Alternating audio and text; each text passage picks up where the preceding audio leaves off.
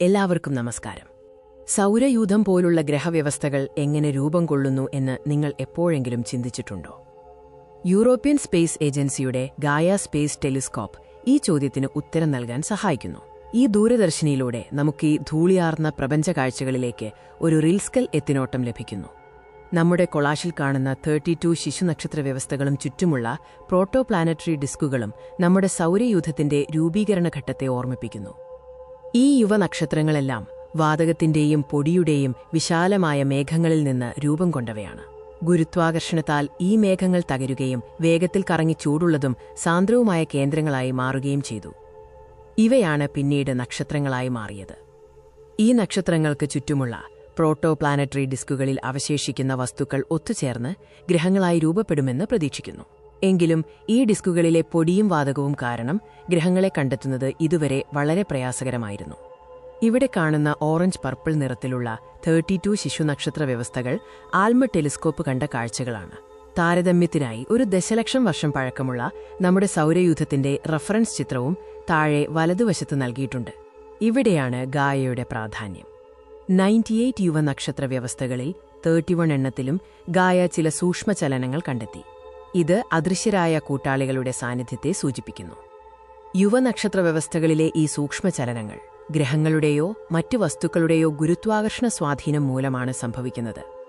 ഈ ചലനങ്ങൾ നിരീക്ഷിച്ചതിൽ 7 വ്യവസ്ഥകളിലെ കൂട്ടാളികൾക്ക് ഗ്രഹങ്ങളുടെ പിണ്ഡത്തിന് തുല്യമായ വലുപ്പമുണ്ടെന്ന് കണ്ടെത്തി.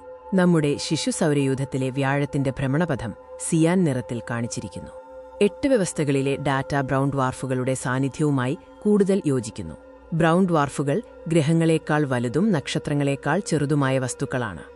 ബാക്കിയുള്ള 16 വ്യവസ്ഥകളിൽ അധിക നക്ഷത്രങ്ങൾ ഉണ്ടാകാനാണ് സാധ്യത. ഗായയുടെ അതുല്യമായ കഴിവാണ് ഈ കൂട്ടാളികളെ കണ്ടെത്താൻ സഹായിച്ചത്. ഒരു ഗ്രഹം അല്ലെങ്കിൽ കൂട്ടാളി ഒരു നക്ഷത്രത്തിലുണ്ടാക്കുന്ന ഗുരുത്വാകർഷണ വലിവ് അഥവാ വളവ് അളക്കാൻ ഗായയ്ക്ക് സാധിക്കുന്നു. ഒരു നക്ഷത്രത്തിന്റെ ചലനത്തിലെ നേരിയ മാറ്റങ്ങൾ ഗായ കൃത്യമായി അളക്കുന്നു. ഇത് നക്ഷത്രത്തിനു ചുറ്റുമുള്ള ഗ്രഹങ്ങളുടെ സാന്നിധ്യം വെളിപ്പെടുത്തുന്നു. പ്രായം കൂടിയ നക്ഷത്രങ്ങളിൽ കൂട്ടാളികളെ കണ്ടെത്താൻ ഈ രീതി മുമ്പും ഉപയോഗിച്ചിട്ടുണ്ട്. എന്നാൽ രൂപപ്പെട്ടുകൊണ്ടിരിക്കുന്ന നക്ഷത്രങ്ങൾക്കു ചുറ്റും ഗ്രഹങ്ങളെയും കൂട്ടാളികളെയും കണ്ടെത്താൻ ഈ ഗായ സാങ്കേതികവിദ്യ ആദ്യമായാണ് ഉപയോഗിക്കുന്നത്.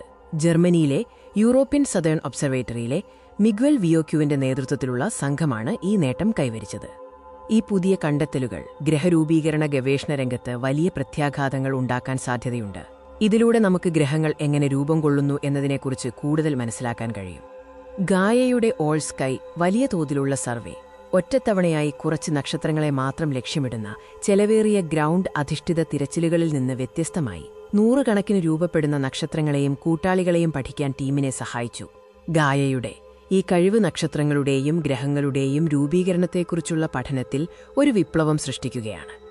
ഗായ കണ്ടെത്തിയ ഈ കൂട്ടാളികളെ ഇനി NASA ESA, CSA, James Webb space telescope പോലുള്ള ദൂരദർശിനികൾ ഉപയോഗിച്ച് കൂടുതൽ വിശദമായി പഠിക്കാൻ കഴിയും. ജെയിംസ് വെബ് സ്പേസ് ടെലിസ്കോപ്പിന് JWST ഈ ശിശുവ്യവസ്ഥകളുടെ ആന്തരിക ഡിസ്കുകൾ കൂടുതൽ സൂക്ഷ്മമായി പഠിക്കാൻ സാധിക്കും. ഇത് ഗ്രഹരൂപീകരണ പ്രക്രിയയെക്കുറിച്ച് നമുക്ക് കൂടുതൽ വിവരങ്ങൾ നൽകും. ഗായയുടെ വരാനിരിക്കുന്ന 4ാമത്തെ ഡാറ്റ റിലീസിൽ DR4 കൂടുതൽ മറഞ്ഞിരിക്കുന്ന ഗ്രഹങ്ങളെ കണ്ടെത്താൻ കഴിയുമെന്ന് പ്രതീക്ഷിക്കുന്നു. ശാസ്ത്രലോകത്തെ ഈ അത്ഭുതകരമായ കണ്ടെത്തലുകൾക്ക് നന്ദി.